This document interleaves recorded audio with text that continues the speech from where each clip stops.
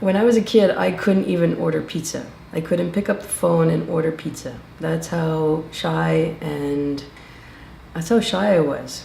And now, this stage, I would look back and say, okay, that wasn't just shyness, that was lacking confidence, that was lacking self-esteem, that was a whole bunch of things. That might be a holdback for you about thinking about yoga teacher training, that you would need to speak in public. The answer to that is yes, you do.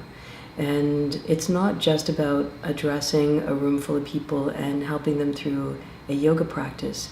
It's about developing your ability to stand by what you say, to know that your word is your wand, and to be able to come forward with the truth of who you are and be able to express and articulate that.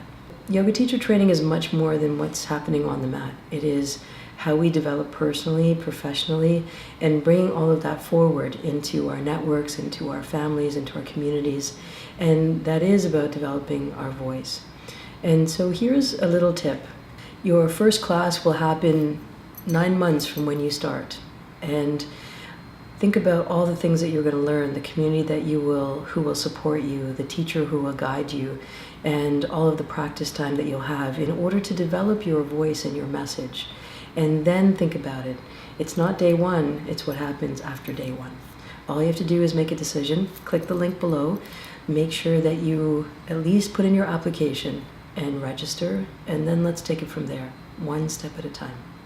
Sat Nam, my name is Salimah, yoga therapist, and I'm looking forward to welcoming you into our 300-hour yoga teacher training.